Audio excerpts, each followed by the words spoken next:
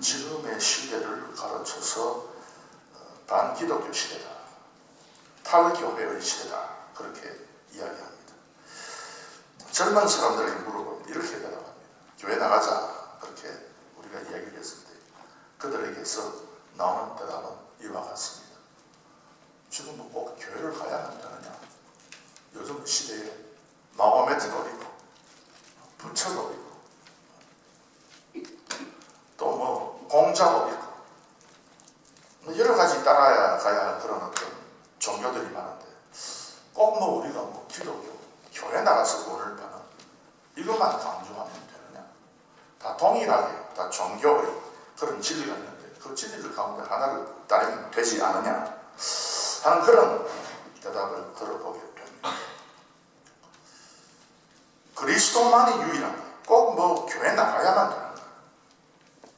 마음속에 믿어도 되지 않느냐, 뭐 그런 이야기를 우리가 참 자주 듣습니다. 내 마음속에 그냥 뭐 마음에서 믿으면 되는 것이지 꼭 뭐 교회를 가야만 구원을 받고 교회를 가야 되고 이건 뭐냐? 그래서 많은 젊은이들이 신속하게 교회를 떠나고 있고 유럽은 이미 그와 같은 시대를 거쳐 지금은 그냥 교회가 많이 사라진 그런 땅이 되어버렸고 미국도 또 유럽의 전철을 따라서 가고 있고 한국은 급속도로 교회가 무너지고 선교사님들에게 얘기를 들어보면 요즘은 선교 지망생이 없습니다.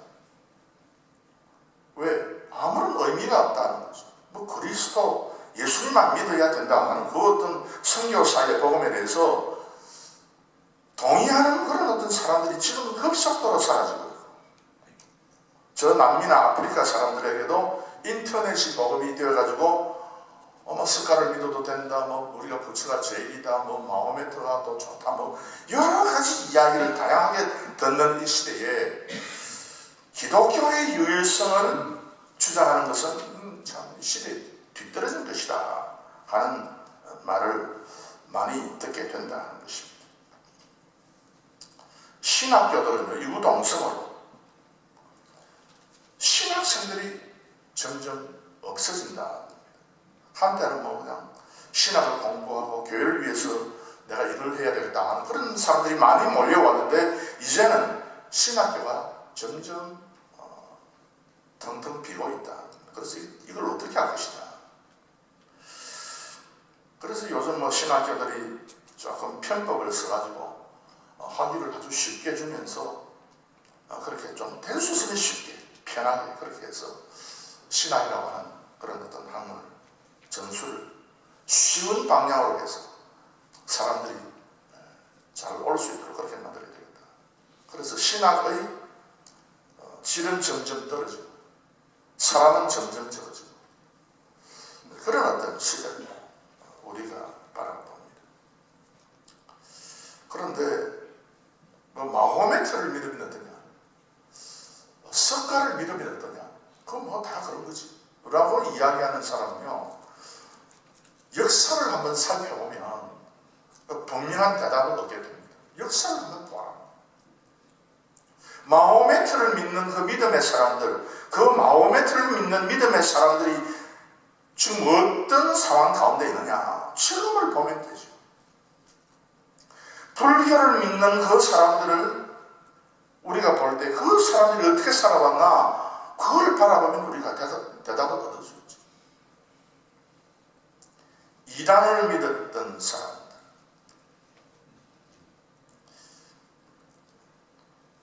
이태리에 여호와의 증인들이 득세해가지고 특별히 이태리 북부 지역에 많은 그 여호와의 증인들이 활동을 하고 있다. 그래서 많은 이태리 사람들이 이단 교회에 속해가지고 잘못된 믿음을 갖고 있다 하는 소리를 20년, 30년 전에 들었는데, 그래서 그 이태리 북부 지역에 지금 현재 나타나는 결과가 무엇일까? 그 결과를 보면은 이제 더 이상 그 이태리가 옛날에 어떤 뭐 참 좋은 나라 가운데 하나가 아니라 이제는 멸망할 수밖에 없는 그런 나라다 하는 것이죠. 심각한 것은 우리 한국입니다. 신천지라고 하는 이단도 아니죠. 아주 참 희한한 그런 잘못된 종교. 기독교의 탈을 쓰고 그렇게 이제 활동하는 그런 어떤 이단이죠. 지금 뭐 거의 이제 20만 명이 이제 되어가고 있는데 그들이 지금 활동하고 있는 것을 볼 때 앞으로 이단들이 득세한 그 모든 지역에 그 나라가 멸망하는 것을 우리가 너무나 정확하게 역사 가운데서 우리가 바라보고 있는데 혹시 우리 대한민국이 그런 어떤 일들을 당하지 않을까 우리가 참 열심히 지금 기도하고 있습니다. 그래서 이거 참 큰일 났다 하는 그런 어떤 생각을 여전히 하게 되죠.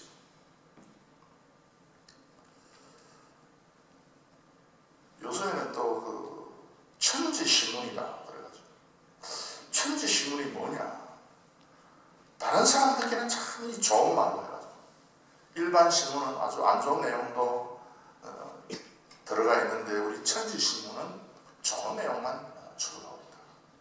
그래서 젊은이들 그리고 참 학생이 보아도 전혀 문제가 없는 그런 내용만 추구한다 하면서 지금 설명하고 있죠. 근데 신천지에서 나오는 이제 신문이죠. 근데 그걸 모르고 그 신문을 하나씩 둘씩 이제 기사를 보게 되면 결국 나중에 처음에는 모르죠. 뭐 6개월, 1년, 2년, 3년 잘 모르죠. 그러나 그 이상 계속해서 그 신문을 보게 되면 자동적으로 신천지라고 하는 이단에 호감을 갖게 되고 그걸 좋아하게 되죠. 그래서 결국은 이단으로 끌려가게 되는 그런 아주 그 인간의 마음을 미혹하는 그런 정책을 저들이 좀 쓰고 있죠. 이런 어떤 탈교회의 시대를 우리가 맞이해가지고 참 이 목사님들이나 교회의 어떤 지도자들이 염려가 많습니다. 어떻게 하면 우리가 참 교회를 부흥시킬 것인가 하는 그런 염려가 많고요. 그런데 이제 방책은 잘 나타나지 않고 시대의 정신이라고 하는 것이 반기독교적이 되어가지고 대단한 문제가 있죠. 김일성이가 우리가 남한을 정복하기 위해서 해야 될 것이 여러 개 있는데 그 가운데 하나가 뭔가 교회를 없앱니다. 교회가 없으면 공산주의가 잘 침투할 수 있다. 그런 이야기가 있죠. 그래서 요즘 인터넷에 보면 계속해서 교회를 공격하고 교회의 안 좋은 것들을 계속해서 실어가지고 사람들의 마음을 교회로부터 떠나게 하는 그런 어떤 시대의 정신이 우리 대한민국에 생겼습니다. 참 이게 우리가 다시 한 번 더 정신을 다시 한 번 더 제대로 차려야 되겠다는 생각을 하게 됩니다. 지금 현재가 탈교회 시대일 것 같으면 사무엘상 1장에 있는 시대가 역시 마찬가지로 이 탈교회의 시대였습니다. 이 사무엘이라고 하는 그리고 한나 오늘 나오는 한나와 사무엘 이 시대는 사사기 만렵의 시대입니다. 그래서 세사기 맨 마지막부터 이제 새롭게 시작되는 역사가 이제 사무엘의 시대입니다. 그 사무엘이 태어나기 전 한 300년 동안에 그 시대를 사사시대라 그래가지고 거기에 우리 성경에 사사기죠. 그래서 사사기 루키가 있습니다. 그 사사기 루키가 거쳐오는 그 시대는 특징이 있습니다. 그 특징이 뭔가 하면 사람들이 자기 마음대로 하는 거예요. 자기 생각에 좋은 건 그대로. 하나님의 말씀에 비추어서 내가 나의 생각을 뒤로 미루고 나의 생각을 없이 하고 내가 하나님의 그 명령대로 내가 살아야 되겠다는 그 생각보다는 자기 마음대로 살아요. 자기 원하는 대로. 그 다음에 사사기 시대. 그 다음에 이제 사사기 시대. 사무엘이 등장하기 이전의 시대는 어떤 시대인가? 제사장들이 좀 다르지. 제사라고 했을 때 이걸 무엇 때문에 하나님께서 제사를 하나님께 드리도록 명령을 하고 그렇게 요구를 했는가 하는 것을 전혀 모르고 자기 마음대로. 그래서 오늘도 엘리가 나타나지만 그래서 엘리의 아들 홈리와 비느하스가 이제 그 제사장으로 나타나고 있지만 전혀 제사와는 관계없는 그 하나님께서 말씀한 그 제사의 영적인 원리와는 전혀 관계없는 그런 삶을 계속해서 살았죠. 그래서 사사기 시대 말년 사무엘상이 시작되는 그 시대는 제사장 나라의 영적인 계승이 완전히 파괴된 그런 시대입니다. 우리 하나님께서는 이스라엘을 선택해서 하나님의 제사장 나라를 만들기를 바랬습니다. 그래서 성경에서 흘러가는 그 핵심과 주제를 딱 보면요, 여러분, 하나님께서는 제사장 나라를 건설하고 세워서 복음을 유지하고 하나님의 축복을 유지하고 그래서 결국은 세상의 모든 사람이 하나님의 구원과 복을 받을 수 있도록 하나님께서 제사장 나라를 만들었는데 이 제사장 나라가 가져야 하는 분명한 원리와 그 제도와 그 핵심적인 메시지의 내용이 사사시대부터 점점 이제 이상하게 되어가지고 결국 사무엘 시대 한 300년 정도 세월이 흘러가고 나니까 이제는 제사장 나라의 모든 것이 이제 사라지게 되고 하나님의 약속의 계승이 끊겨지게 됐다. 우리가 아까 찬양할 때에 참 하나님의 약속은 변함없고 하나님이 끝까지 우리를 축복해 주시고 도와주시고 지켜주시고 인도해 주신다 하는 그 찬양을 불렀는데 하나님께서 약속은 분명히 했는데 그런데 사람들이 하는 것을 볼 때 이게 이제 이 계승 제사장 나라의 계승이 끊기게 되었다 그 말입니다. 제사장 나라의 계승이 끊긴다 하는 말은 무엇인가? 제사장 나라는 뭔가? 제사장 나라는 여러분 그 의미가 있습니다. 제사 지내는 그런 나라다. 뭐 그렇게만 우리가 생각할 수 있겠지만 더 성경에서 깊이 살펴보면 제사장 나라라고 할 때에 이 제사장 나라라고 하는 그 단어가 가지는 아주 중요한 핵심적인 내용이 있는데요. 첫 번째는 하나님과의 영적 관계를 성립한다는 것입니다. 제사장 나라. 그래서 하나님과의 이 언약 관계가 너무나도 분명한 그런 그런 무리들을 가르쳐서 이제 제사장 나라다. 그렇게 했죠. 두 번째는 제사장 나라라고 할 때는 뭔가 장자권이 계속해서 이어지고 있는 나라라는 것입니다. 그래서 물질과 세상적인 축복도 아울러 그 나라에 크게 임하게 된다는 것입니다. 그래서 하나님 앞에 이 제사장 나라가 된다는 것은 이 세상에 많은 어떤 물질의 복을 반드시 받는다는 것입니다. 그 다음에 이제 세 번째 제사장 나라의 의미는 복음의 확장이죠. 그래서 이 제사장 나라의 복음과 메시지를 다른 이방 나라들이 보고 듣고 결국은 이제 하나님을 믿고 예수님을 믿음으로 말미암아 구원을 받고 축복을 받는다. 그것이 이제 제사장 나라의 그 의미인데요. 이 제사장 나라가 이제는 완전히 파괴되는 그 계승이 이제는 사라지는 그런 어떤 시기에 우리 하나님께서 어떻게 이 제사장 나라를 다시 세웠는가 하는 것을 우리가 보게 되는 것입니다. 이스라엘이라고 할 때 더 이상 이 나라는 이 세상에서 너무나 강한 세상 사람들이 볼 때에 무시하고 세상 사람들이 이스라엘이라고 하는 이야기를 들을 때는 고개를 절레절레 흔드는 그런 나라로 이제는 나갈 수밖에 없었다는 거죠. 그런데 어떻게 하나님께서 이렇게 제사장 나라의 원리를 다 잃어버리고 사람들은 자기 마음대로 살고 제사장이라 할지라도 그 제사와는 전혀 관계없는 그런 어떤 형국이 되었을 때 어떻게 하나님의 약속을 다시 세우는가 하는 것에 대한 말씀이 오늘 사무엘상 1장에 있는 말씀입니다. 그래서 오늘 저는 여러분들에게 제사장 나라의 유지다, 지속이다 하는 그런 제목을 가지고 말씀을 드리도록 하겠습니다. 어떻게 하나님께서는 제사장 나라를 계승하는가? 첫 번째로 여러분께서 10절 1장 10절 보시면 한나가 마음이 괴로워서 여호와께 기도하고 통곡하며,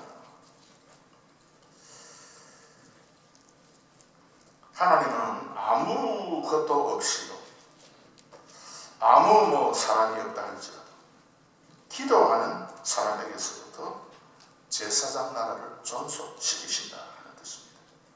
한나와 버닌나 이야기는 우리가 잘 알고 있는데요. 버닌나는 자식이 있었습니다. 한나는 무자였다, 그렇게 성경이 기록하고 있습니다. 하나님께서 그래도 자식이 있고 재산이 있는 어떤 사람을 이렇게 세워가지고 하나님의 나라를 절대 존속시키지 않는다. 세상에 물질이 있다고, 세상에 그냥 어떤 그 사람들이 좀 많다고 그 사람들을 가지고 하나님의 나라를 절대로 개성시키지 않는다는 사실입니다. 교회 사람들이 사라지고 신학교에 사람이 없어지고 선교사 지망생이 없고 한국 교회의 60% 정도가 주일학교가 없다. 이거 앞으로 어떻게 될 것인가 걱정하고 염려하는 그런 어떤 시대에 하나님의 방편은 무엇인가? 사람이 있다고 해서 교회가 서고 사람이 없으면 교회가 안 되고 교회가 물질이 많으면 이루어지고 물질이 없으면 교회가 사라지고 그것이 아니다 하는 것을 성경이 말씀하고 있습니다. 그래서 모름지기 참 하나님을 믿고 살아가는 사람은요, 이 세상적인 그런 어떤 것만 바라보고 절대로 하나님의 제사장 나라의 연속성에 대해서 염려할 것이 아니다라는 사실입니다. 한나의 기도 때문에 하나님께서 그 한나의 기도를 통해서 제사장 나라를 연속시켰는데, 한나가 마음이 괴로워서 여호와께 기도했다. 기도할 때 발락이라고 했어요.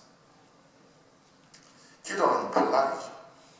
물론 기도라고 할 때에 다른 단어도 있지만 부르짖는다, 가라라고 하는 단어도 있고 여러 가지 단어가 있지만 가장 중요한 기도의 단어가 이 발락입니다. 이 발락은 뭐냐면 여러분께서 아시는 대로 하나님과 나 사이에 길이 막혔다는 거예요.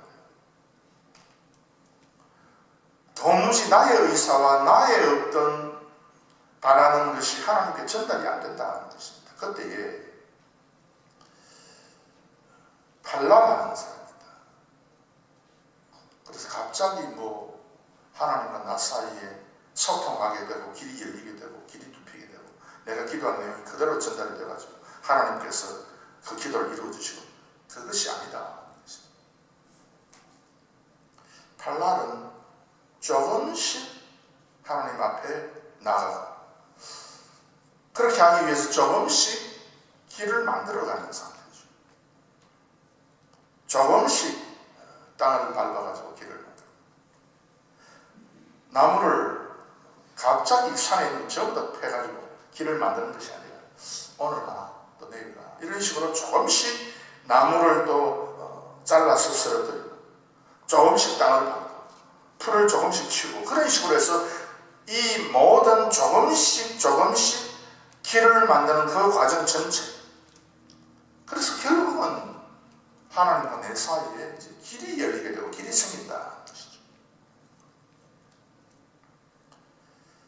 그것을 이제 한나가 기도했다. 그렇게 한나의 기도의 특징이 있습니다. 간단하게 말씀하면 12절 말씀을 보면 그가 여호와 앞에 오래 기도하는 동안에 한나가 오래 기도했다고 했어요. 잘못된 가르침 가운데 교회에서 이야기하는 그 이야기 가운데 너무나도 잘못된 기도에 대한 가르침을 이룹니다. 하나님께서는 전능하신 분이기 때문에 우리가 기도를 많이 하고 적게 하고에 상관하지 않고 이 영적인 하나님과의 교통이기 때문에 짧게 하거나 오래 하거나 관계가 없다. 하나님은 우리의 신명을 하신다. 그렇게 이야기하는 사람이 있어요. 완전 틀린 이야기입니다. 왜 틀렸는가 하면요, 현대인들은 현대 생활을 감당하기 위해서 시간이 많이 없죠. 그래서 기도할 때 기도 오래 안 하고 그냥 하나님 앞에 집중해서 짧게 기도해도 된다. 1분, 5분 짧게 기도해도 된다. 1시간, 2시간 기도 안 해도 하나님께서 아시고 다 들으신다 하는 그런 이야기를 하죠. 너무나 잘못된 이야기. 아무리 현대의 삶이 바쁘다 할지라도 짧게만 계속해서 기도할 수는 없잖아요. 우리가 오래 기도할 때도 있어야 되는 겁니다. 오래. 물론 우리가 짧게 기도하고 하나님 앞에 또 기도의 자리에서 떠나야 될 때도 있죠. 당연한 겁니다. 그런데 늘 짧게만 기도하는 그 사람은 영적으로 문제가 있다 하는 것을 우리가 정확히 알아야 됩니다. 그래서 오래 기도했다 할 때 이 오래는 라바 to multiply, 점점 증가되죠. 배가하는 것입니다. to increase, 증가하는 것입니다. 점점 불어나는 것입니다. 그래서 점점 불어나는 기도. 한나가 기도할 때에 처음에는 5분으로 시작했는데 나중에 보니까 오래 기도해가 점점 증가해서 5분이 10분 되고 10분이 20분 되고 계속해서 증가해서 하나님 앞에 오래 기도하는 그 사람이었다는 겁니다.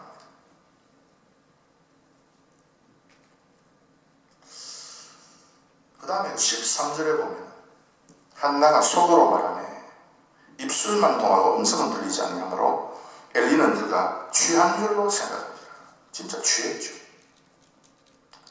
엘리가 생각한 술에 취한 것이 아니라 성령에 취한 기도입니다. 그래서 이게 속으로 말하면, 심령으로 말하면, 가슴으로 말하면 그렇게 이제 레이브라고 그러죠. 그래서 한나의 기도는 성령에 취한 기도다. 육의 기도는요, 여러분 육신적으로 기도하게 되면 기도하는 내용이 없어요. 몇 가지 없습니다. 자기의 건강을 위해서 기도하고, 자녀를 위해서 기도하고, 미래에 잘 살기를 위해서 기도하고, 혹 또 교회를 위해서 기도하고, 또 교회에 또 몸이 건강치 못한 그런 어떤 분들을 위해서 기도하고, 대강 그렇게 기도하면 기도 끝나는 거예요. 그럼 1분, 2분만 하면 끝이 나게 됩니다. 그런데 한나의 기도는 성령에 의한 기도이기 때문에 기도한 내용들이 많습니다. 왜 많은가 하면요, 성령의 지배를 받고 성령의 충만을 받으면요 어떻게 되는가, 먼저 하나님의 말씀의 흐름에 대해서 통찰력이 생깁니다. 그래서 처음 창세기부터 요한계시록까지 흐르는 그런 어떤 하나님의 사건, 하나님의 역사의 흐름에 따라서 이게 기도가 되기 때문에 기도가 굉장히 깁니다. 여러분, 그래서 이제 대표 기도할 때는 여러분, 기도할 때 3분 정도가 적당하죠. 그런데 가만히 기도를 들어보면은 저 기도는 저분이 개인적으로 기도할 때 기도해야 되는데 그걸 공식상에서 막 기도를 하기 때문에 기도가 막 늘어나게 되는 거죠. 그래서 공적인 기도는 될 수 있으면 짧게 하고 3분 정도. 집에 가서 아니면 교회 새벽 기도 와서 기도할 때는 기도를 길게 하라. 그 뜻이에요. 이 순서가 막히면 안 됩니다, 여러분.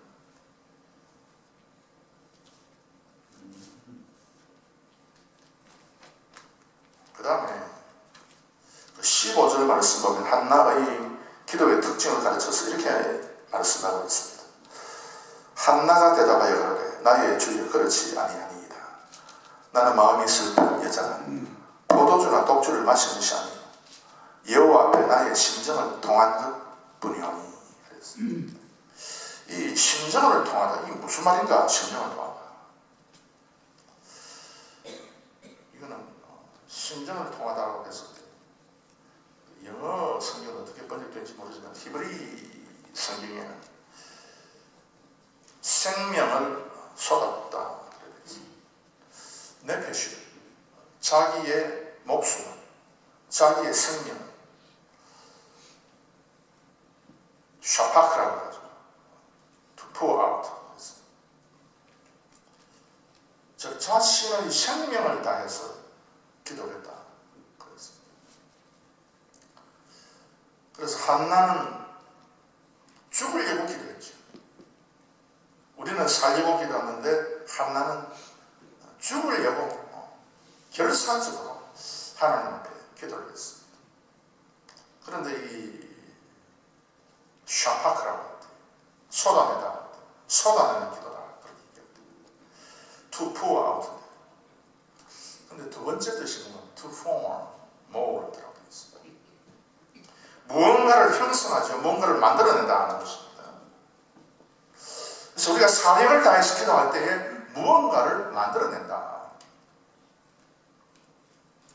그래서 이 한나의 이와 같은 자세를 보고 하나님께서 한나를 선택을 해서 제사장 나라를 다시 회복하고 이어가게 만들었다.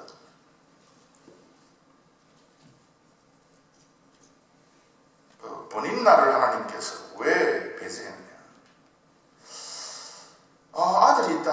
아들이 있기 때문에 그 아들의 의지에서, 재물이 있기 때문에 재물의 의지에서 내가 이렇게 앞으로 살면 되겠다. 그런 어떤 사람들을 다 배제하고, 아들도 없고 재물도 없고 그저나 슬프고 억울하고 안타까운 그 사람이 하나님 앞에 기도할 때 그 기도를 통해서 우리 하나님께서는 하나님의 나라를 이루신다는 뜻입니다.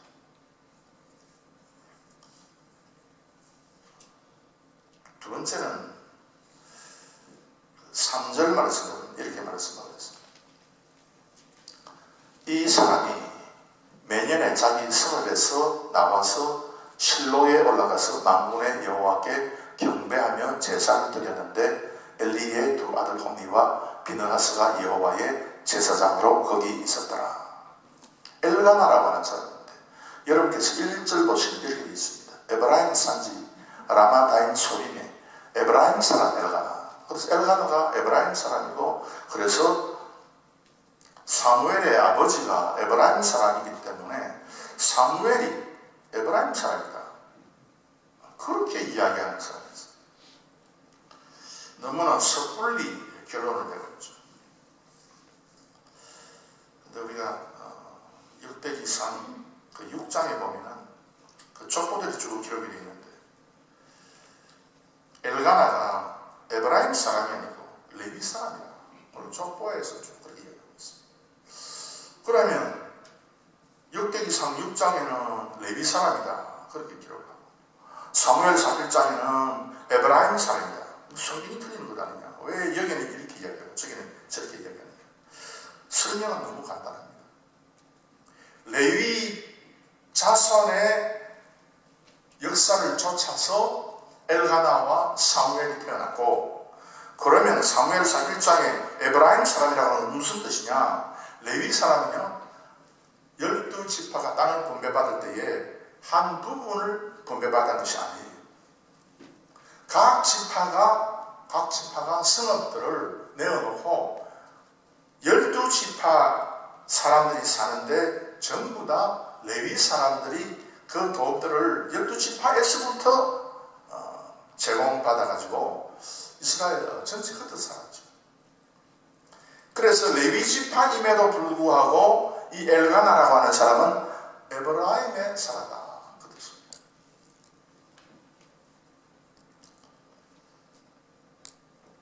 그래서 이 엘가나가 에브라임 지파의 땅에 살고 있는 레위 사람이었는데, 우리 하나님께서는요, 그래서 에브라임이라고 할 때 하나님에게 대적하는 좋지 못한 그런 어떤 지파이죠. 근데 그 속에서 레위족 사람이 살았습니다. 어떤 삶을 살았는지 그건 우리가 잘 이해할 수 있습니다. 3절에 그래서 보니 매년에 자기 성읍에서 나와서 실로에 올라가서 만군의 여호와께 경배하며 제사를 드렸는데 자신의 순서가 됐어요. 여러분, 그 제사장이 어떻게 상관이며, 제사장은 당시에 그 사람들이 하나님 앞에 제사로 바치는 그 제사물 가운데 일부를 떼어서 제사장의 삶에 사용하도록 하나님께서 그렇게 만들었죠. 그런데 성경에 보니까 엘리는요, 그리고 그 아들 홈리와 비느하스는 실로라고 하는 제사가 아주 매일 이루어지는 그 자리에 살았기 때문에 늘 같이 이제 제사에 참석하고 제사를 이제 드리고 하는 그런 사람이기 때문에 그만큼 물질이 풍성했죠. 엘리와 그 아들들. 그러나 엘가나는 성경 보니까 1년에 한 번씩 자기가 제사를 위해서 가는 것이 아니라 그 레위 사람들은 제사장의 직무를 다 순번으로 정해놓고 하지 않습니까? 그런데 이제 엘가나 제사장 너는 1년에 한 번씩 실로에 와서 하나님 앞에 제사를 바치라. 1년에 한 번씩 제사하는 그런 어떤 경험이 되니까 얼마나 엘가나의 집이 가난했는가 우리는 뻔히 알 수 있는 그런 것입니다. 그래서 두 번째는 하나님은 이름 없고 가난하지만 제사를 소중하게 여기는 가문을 통해서 하나님의 나라를 일으킵니다. 19절 말씀 보면 이렇게 되어 있습니다. 그들이 아침에 일찍 일어나 여호와 앞에 경배하고 돌아가서 라마의 자기 집에 이릅니다. 제사를 소중하게 여기는 그런 사람. 내가 먹을 것은 부족하고 내가 잘 살지는 못하지만 그럼에도 불구하고 하나님 앞에 제사를 소중히 여기는 그런 사람들을 통해서 하나님께서는 당신의 나라를 이어가게 하신다는 뜻입니다. 아침에 일찍 제사를 위해서 일어난다. 제사.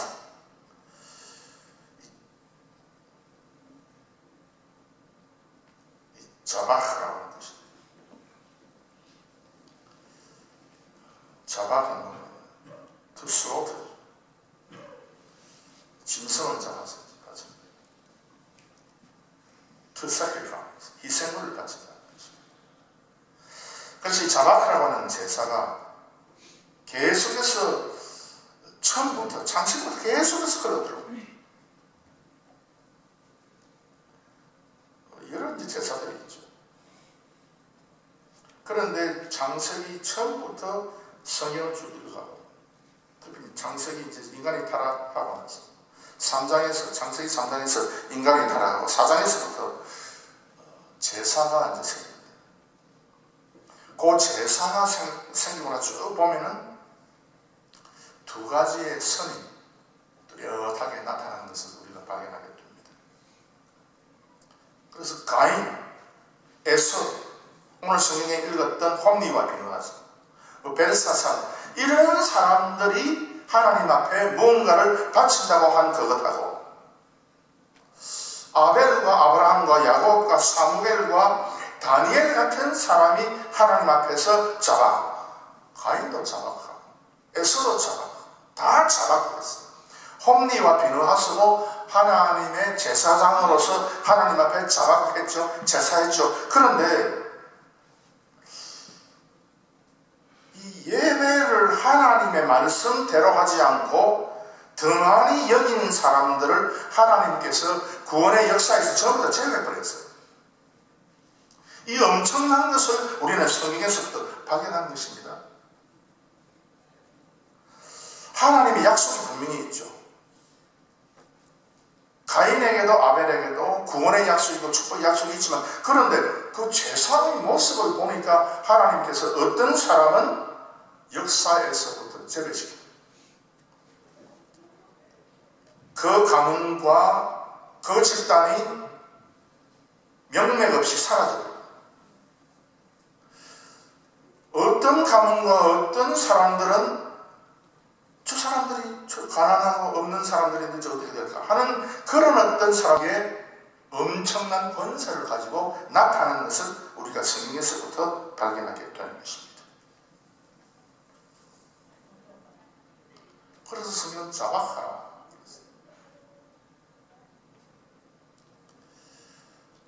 그래서 이 자박을 통해서 하나님께서 우리에게 축복을 내려주신다는 사실입니다.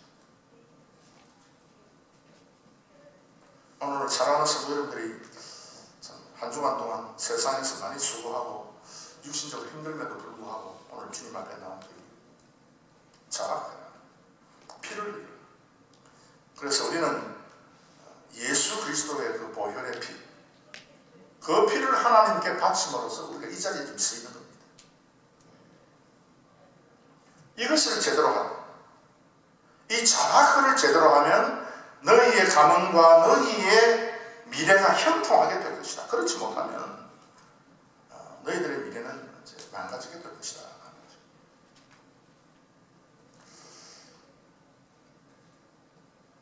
초대교회의 사도들이 각지에 흩어져서 복음을 전하는데 그 사도들의 가르침을 제대로 정확하게 받지 않고 자기의 생각을 그 초대교회의 사도들이 가르쳐준 그 가르침과 혼합해서 가르치는 그런 사람들이 있습니다. 예수님은 누구인가? 라고 이야기할 때 우리는 분명하죠. 예수님은 하나님이심이 동시에 사람이다 하는 이 고백이 우리가 분명한데 사도들이 그것을 가르치는데 이걸 부인하는 그런 어떤 이단들이 초대교회에 많이 있었습니다. 예를 들면 단성론이라고 해가지고 예수님의 인성 혹은 예수님의 신성을 부인하는 그런 어떤 사람들이 에디오피아 지역에 이상한 기독교를 이루고 살았습니다. 이런 에디오피아가 어떤 나라인 줄 아시죠? 지금 우리가 역사적으로 어떻게 지금 흘러온 나라인지 우리가 잘 압니다. 그래서 보면은 저 나라가 처음에 참 잘 될 뻔했는데 그런데 이상한 쪽으로 흘러간 이유가 뭐냐?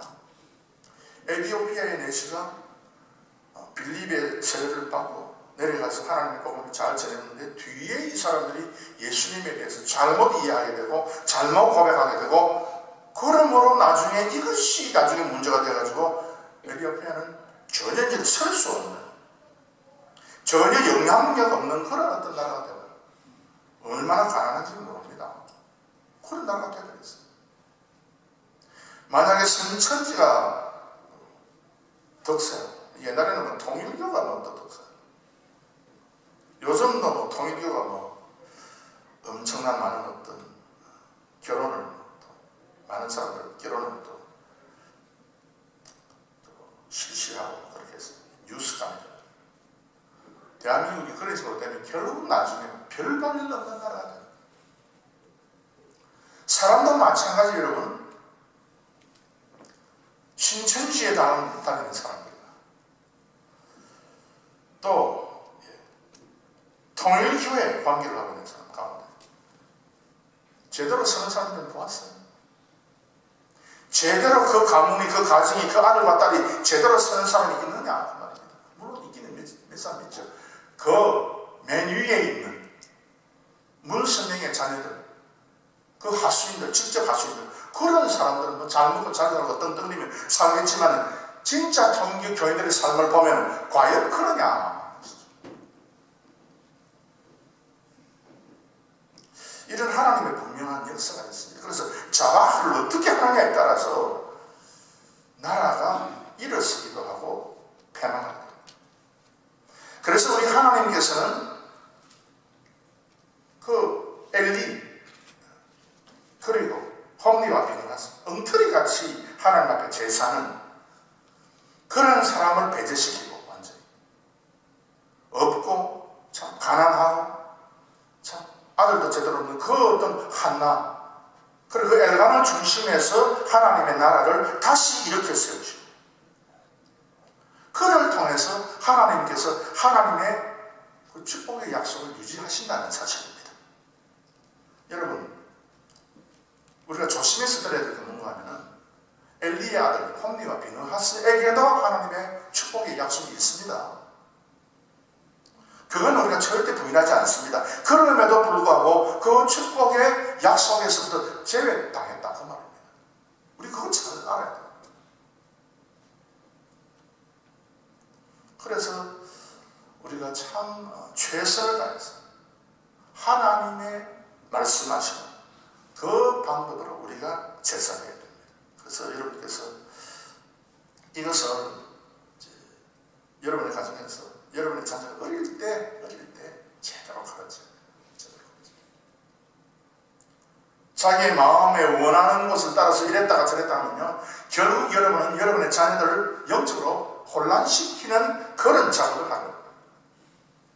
그래서 우리는 우리 자녀들이 영적으로 혼란스럽게 되지 아니하도록 우리의 신령을 다해서 우리가 하나님 앞에 예배해야 됩니다. 마지막 세 번째, 우리 하나님께서 당신의 나라를 이루시는 게 누구를 통해서 이루시는 거야? 한나와 이제 사무엘을 통해서 이제 하나님께서 당신의 그 제사장 나라를 다시 이제 일으키시는 거예요. 여러분 11절 말씀을 한번 보시기 바랍니다.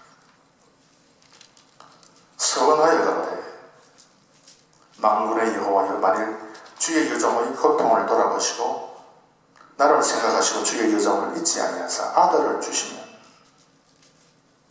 그 뒤에 말씀, 아들을 주시면 내가 행복하고 내가 즐겁고 참 내 마음이 기쁘고 내가 이 아들 보면 내가 얼마나 참 많은 감동이 있겠습니까? 그렇게 말한 것이 아니에요. 아들을 주시면 내가 그의 평생에 그를 여호와께 드리고 삭도를 그 머리에 대지 아니하겠나이다. 삭도를 머리에 대지 않는다는 말은 그를 나실인으로 삼아서 하나님께 완전히 바치겠다.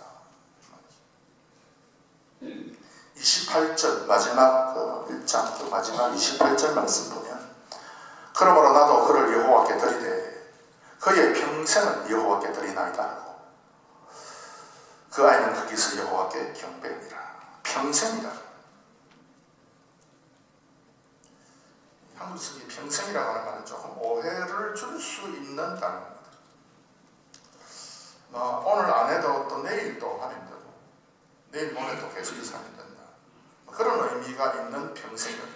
평생, 우리 인생 평생이 있으면은 좀 며칠 좀 빼고 그러나 평생이다. 그런 어떤 뜻으로도 사용할 수 있는 단어가 평생인데, 본래 말로 된 성경, 히브리 성경 보면은 모든 하루들, 모든 하루하루를 하나님께 바칩니다. 그래서 오늘도 내일도 계속해서 하는 상태죠. 오늘은 그냥 일이 있으니까 빼고 또 하나님 앞에 또 내 자신을 드릴 날이 많기 때문에 또 그때는 또 하나님 앞에 또 드리고, 또 오늘 같은 날은 좀 안 주고, 그런 식이 아니에요. 지속적으로 계속적으로 하나님 앞에 근신하고 바칠 것이라는 사실. 여러분, 그래서 여러분 뒤에 이제 성경을 쭉 보면은 이렇게 제사장 나라가 형성된 이스라엘에 하나님께서 엄청난 복을 내려주셨죠. 하나님께서 그래서 이와 같은 원리와 방편은 오늘날도 계속해서 사용하고 있습니다. 스페인이 아랍 사람들에 의해서 점령되어 있다. 12세기부터 13세기 이르러가지고 무슬림들을 전부 몰아내고 기독교 나라를 세웠는데, 그때는 다 천주교죠. 그러나 잘못된 이 천주교를 그 왕들이 이제 맹종을 하고 그렇게 살았죠.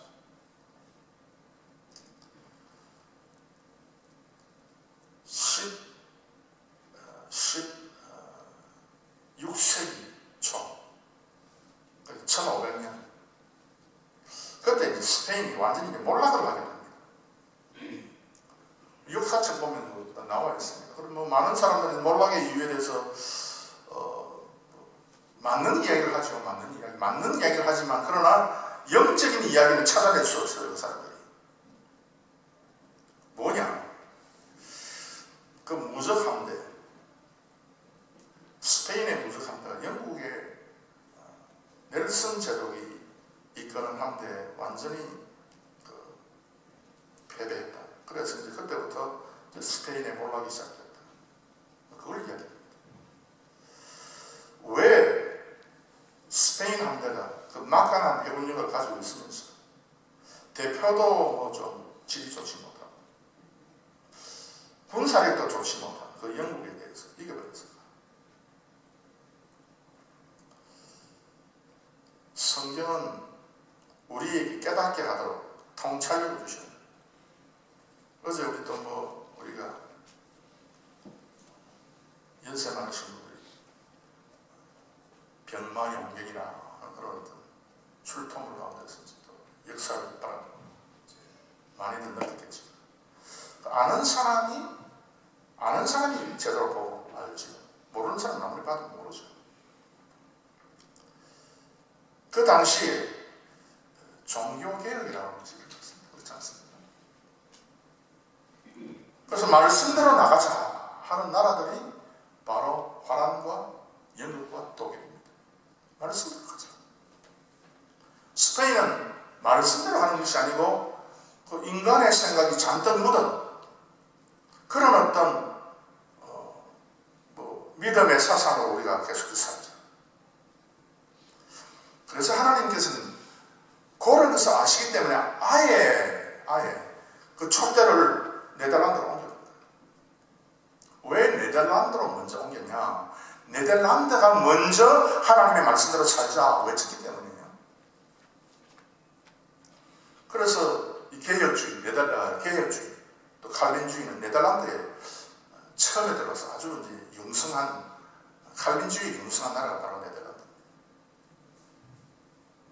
지금도 칼빈주의를, 개혁주의를 올바로 연구하는 사람은 이 네덜란드 말을 모르면 안 됩니다. 화론을 알아야 돼요. 그렇지 않으면 지금 영국 말로 번역된 게 별로 많이 없어요. 물론 중요한 건 몇 개는 있지만 깊은 내용들은 아직도 화론으로 되어 있는 책들이 많기 때문에 네덜란드 말을 배워야죠. 그래야만 정확한 어떤 그 성경의 원리를 파악할 수 있습니다.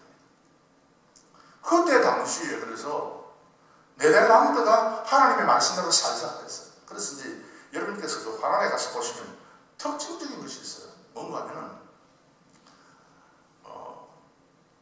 1층은 주로 이제 그 리빙룸, 거실, 2층은 침실 주로 이렇게 되잖아요.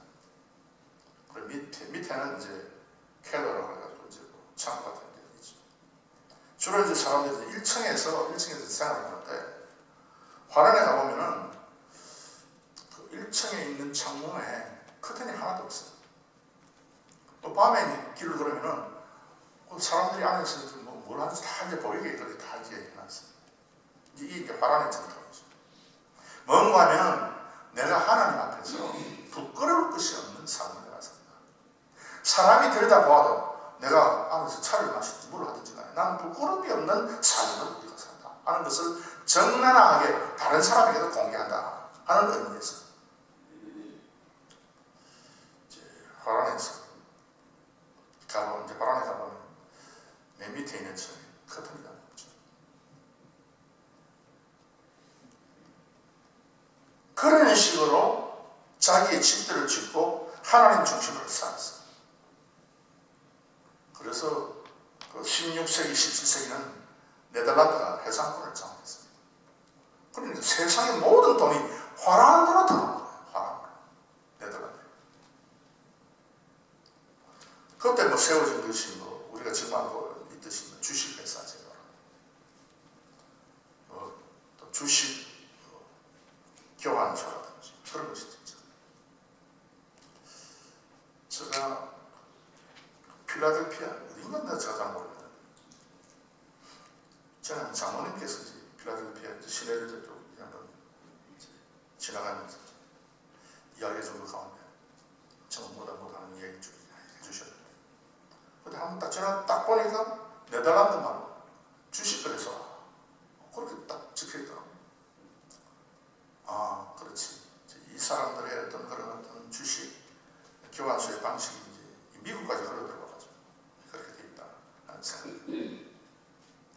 그만큼 하나님을 위해서 사니까 이를 위해서 내가 구원받고 내가 축복받아서 내 마음대로 내가 호의호식하면서 삽니다 하는 것이 아니라 끝까지 하나님을 위해서 살겠습니다. 그렇게 결정한 나라에 대해서 하나님께서는 해산권을 완전히 네덜란드에 맡깁니다. 우리 한국교회 성도들과는 조금 차이가 있습니다. 우리가 하나님 앞에 축복받으면 우리 한국 사람은요, 우리가 잘 먹고 잘 살고 우리가 존경받고 그런 식으로 살잖아요. 네덜란드는 그렇게 하지 않았어요. 그러니까 참 복지국가가 됐죠. 대단한 나라가 됐습니다. 이 복이, 이 계율주의가 어디서 계율주의가 탄생했냐면 스위스에서 탄생했죠. 그래서 스위스에서 이제 라인강물을 타고 화란으로 갔다가 이 화란에 있는 계율주의 사상이 참 말씀대로 바로 하자, 말씀대로 바로 믿자 하는 그런 어떤 사상이 이게 영국으로 이제 화란을 거쳐서 영국으로 흘러가게 됐습니다. 그러니까 당연히 영국이 세계 무대에 섰습니다. 세상의 거의 대부분의 부가 영국으로 흘러들어갑니다. 지금 그때 영국 사람들이 가지고 있던 그 부가 오늘날 영국 사람들의 삶에도 많이 기여하고 있다. 그렇게 얘기해졌습니다. 하나님께서는요, 당신이 축복해서 주신 것을 하나님을 위해서 사용하기를 바라고 계십니다. 그래서 성경은 우리 뭘 가르치고 있는가 하면 이 물질과 세상의 부가 하나님의 축복이긴 하지만 그럼에도 불구하고 이 금은 보화는 부패의 성질이 있다. 세상에 살아가면서 필요한 만큼만 취하면 되는 것이지 그 이상을 취하게 되면 반드시 그것이 부패하게 된다. 그것이 성경의 가르침입니다. 그렇잖아요. 우리도 뭐 음식을 할 수 없어서 너무 이제 많이 살 수밖에 없어서 지금 늦가 되면 이제는 또 배추가 또 많이 나오기 때문에 싸게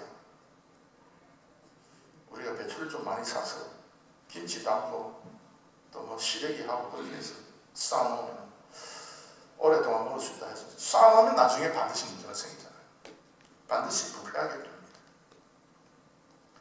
금도 그렇고 은도 그렇습니다.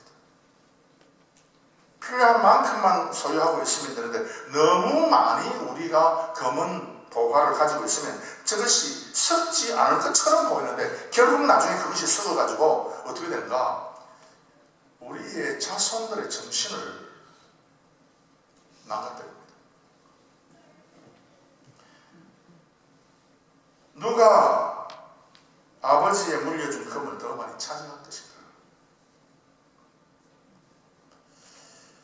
여러분 그렇지 않습니까? 우리가 이웃을 위해서 뭔가를 좀 돈을 좀 주거나 아니면 음식을 또 잘해서 주거나 그러면은 우리 자녀들은 제대로 교육을 받지 못할 경우에는 그것에 대해서 좀 싫어합니다. 그렇죠? 마치 우리 자녀들 어떻게 생각하면 마치 부모들의 재산이 결국 자기에게 흘러 들어와야 되는데 제대로 흘러 들어오지 않고 왜 부모가 그걸 갖다 함부로 이웃에게 나눠주고 사용하느냐 하는 그런 생각을 영적으로 거듭나지 못한 그런 자녀들은 그 생각을 하게 됩니다. 그래서 결국은 그 자녀들이 나중에 정신적으로 상하게 되는 것이죠. 복권에 당첨된 많은 사람들의 그 말로가 좋지 못한 것이 바로 이렇게 이제 설명이 되는 거죠. 너무 많이 쌓아놓으면 결국 정신이 상하게 된다. 그래서 예수님께서 이렇게 말씀하셨습니다. 오직 너희를 위하여 보물을 하늘에 쌓아두라. 마태복음 6장 10절. 영적으로 이 말씀을 이해하지 못하면요, 우리의 재산 뭐 때문에 뭐 교회 많이 헌금을 해가지고 교회가 잘 되도록 만들도록 예수님께서 이런 말씀하시나 적당히 뭐 나는 아직 그렇게 생각할 수 있어요. 여러분의 자녀에게 여러분의 자녀가 노력하지 않아도 잘 먹고 살 수 있도록 그렇게 막대한 재산을 남겨두면 여러분의 자녀는 반드시 정신이 부패하게 된다. 명심해서 들으세요. 우리 자녀가 공부를 열심히 해가지고 지금 뭐 좋은 어떤 그런 어떤 지위를 가지고 있는데 우리가 정확히 가르쳐야죠. 너가 그 지위를 가지고 하나님을 위해서 사용하지 않으면 결국 너는 그것 때문에 너의 정신이 망한다. 하버드 대학에 공부하는 학생들 거의 다수가 지금 동성애의 범죄, 마약의 범죄에 빠져 있다. 우리 다 아는 사실. 내가 이렇게 열심히 공부하고 나의 공부하는 이게 참 놀라운 학문으로 내가 하나님을 위해서 사용해라 하는데 이게 없이요. 내가 잘 먹고 잘 살고 내가 존경받고 요것만 딱 가지고 있으면 결국은 그 후손들이 부패의 길로 걸어가게 된다는 것입니다. 말씀을 맺도록 하겠습니다. 오늘 교회가 힘들고 어렵고 교회를 대적하는 사람이 많아지고 있을 때에 우리는 무엇으로 다시 하나님의 나라를 이렇게 세울 것인가? 하나님께서 이렇게 말씀하십니다. 오늘도 이 말씀에 정도를 주셔서 승리한 우리 모든 성도들이 되시기를 주의 이름으로 축원합니다.